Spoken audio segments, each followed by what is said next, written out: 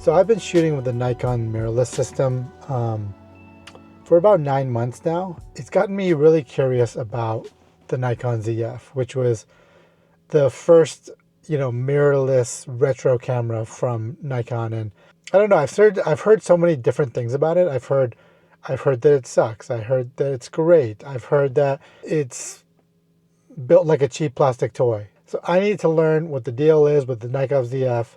So I bought it myself. I found a great deal, a mint condition one on eBay, because I needed to answer three main questions that were lingering in my head. Number one, how good is it actually? Number two, can it be a viable X100 series alternative? And number three, since I've sold my Nikon ZF, can it give me most of what I'm looking for in the Nikon ZF at half the price? All right, the first thing you notice about this camera is the retro style. And it does look good, but when you hold the camera, it doesn't really live up to expectations. It feels plasticky and a little cheap, and that's what a lot of reviewers kind of dinged this camera for when it came out. Also, the silver version, which is being sold in the US, I find it to be, I think it looks cheap, a little cheesy. So I solved both of those problems. I went on eBay and I found an all black version that included the black GR1 grip from Japan. I think it was only sold in Japan. It looks so much like my Nikon ZF that it just kind of drew me in. The all black finish, I think it makes it look sleek. It kind of hides the plasticky feel. And then when you put the GR1 grip onto the camera, it levels up that camera. It makes it feel like a premium product. The all metal base, it counteracts that plasticky hollow feeling that you get when you normally hold a Nikon ZFC naked. It kind of made me feel like, oh, I wish this is what the Nikon ZF had been, this size. Okay, now let's talk image quality. The ZFC comes with a fantastic APS-C sensor that delivers sharp, vibrant images. What really sets it apart is the sensor's organic rendering. There's a certain warmth and depth to the images, making them feel more film-like, which is something a lot of people will appreciate. In the image quality department, I was pleasantly surprised every time I used the camera. In terms of price, I think the ZFC offers good value for what you're getting. I think there's two ways to view this camera, and in one way it makes sense, and one way it doesn't. But we'll get to that later.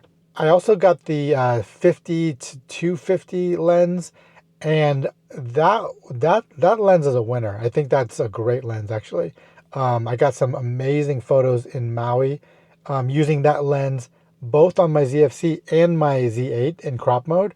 And I was really, really pleasantly surprised by the results from that lens. My main go-to combination with the ZFC is the 28 millimeter f2.8 SC. I think the combination of those two are really great. That lens has really surprising, punchy, contrasty colors.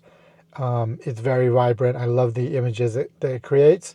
And on the ZFC, I think it's a great combination because it gives you a 40 millimeter f4 equivalent field of view, which it's not the fastest combination, but it's great for everyday life. The images, they had like a very filmic quality to them. I'll put some samples up there. Yeah, I was always very pleasantly surprised by this combination. For me, the ZFC has two major shortcomings. The build quality, which a lot of people have talked about in reviews. I do think the GR1 grip really solves that build quality problem.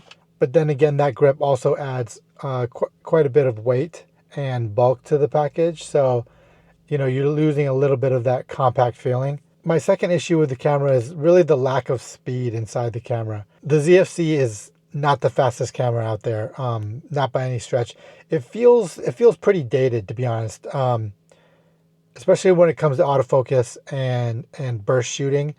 It was a surprisingly slow experience, especially coming from the Nikon ZF, which is a very fast, responsive experience, and of course, the Z8 too, which is like a sports car. But the ZFC was just noticeably slower than both those cameras. So if you're looking for something quick and responsive, especially for like street photography or sports or capturing kids and stuff like that, it might feel a little sluggish. All right, so let's go back and answer our original questions.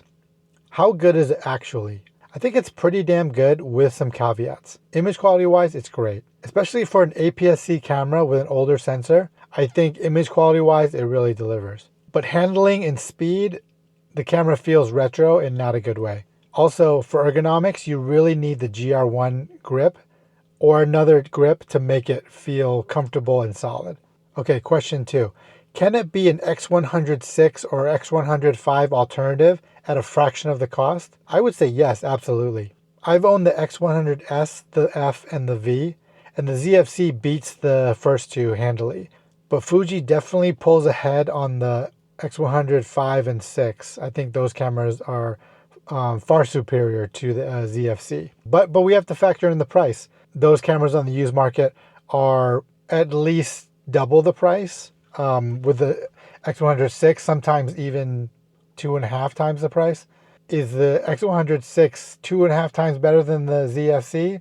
Probably not. So yes, it's definitely a Fuji X100 alternative, especially for folks who are already invested in the Nikon Z ecosystem and they want a compact daily driver. And my third question was, can the ZFC give me most of what I wanted from the ZF at almost half the price? This is a tougher one for me. The Nikon ZF I absolutely loved for 3 main reasons. First, the premium look and feel of the body. Second, the speed and performance of that camera. Using that X-Speed 7 processor that's in the Nikon flagship cameras, it was just really a joy to use. And then finally, some of the best manual focus assist tools found in any camera anywhere. And one bonus thing that I always think about when I think about the ZF is it just had one of my favorite mechanical shutter sounds ever. I think the ZFC does deliver the look and feel of the retro body style, albeit in a like less quality body. But that's where the comparison stops. I think the internals are so different on the ZF and the ZFC. They don't remind me of each other at all. The ZFC does not give you that feeling that you're using a cutting edge camera, whereas the ZF absolutely does. So overall, I would say the ZFC does not give you this a similar experience as the ZF overall. Okay, so who is the Nikon ZFC really for? I think if you're a Nikon shooter that is curious about that Fuji X100 life, but don't want to pay ridiculous aftermarket markups on it, I think the ZFC is actually a great sidekick. Let's say if you're a ZF shooter or a Z8 shooter, but you want like a little, daily driver or a weekend driver, I think the ZFC fills that role pretty nicely. Can I recommend the ZFC to other people? I think my recommendation really depends on a few factors.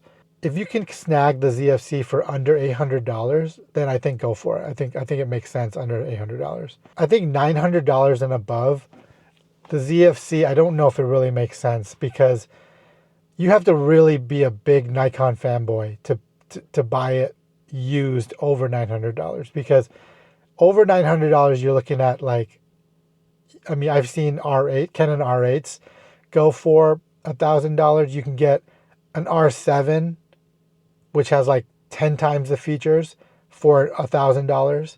Around the $1,000 mark, that's where cameras start to get very competitive. And I don't think the ZFC can really hang with those big boys. Okay, I hope this was helpful to someone out there at least. I'm probably one of 10 people on the planet who are still thinking about this camera. And but yeah, I had lingering questions about it, so I had to answer them for myself. And yeah, I hope it helped someone out there.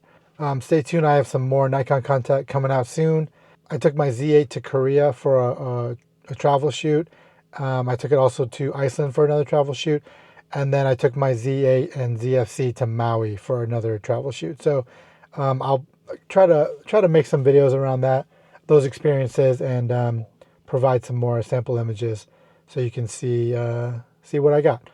I guess that's it, and catch you on the next one.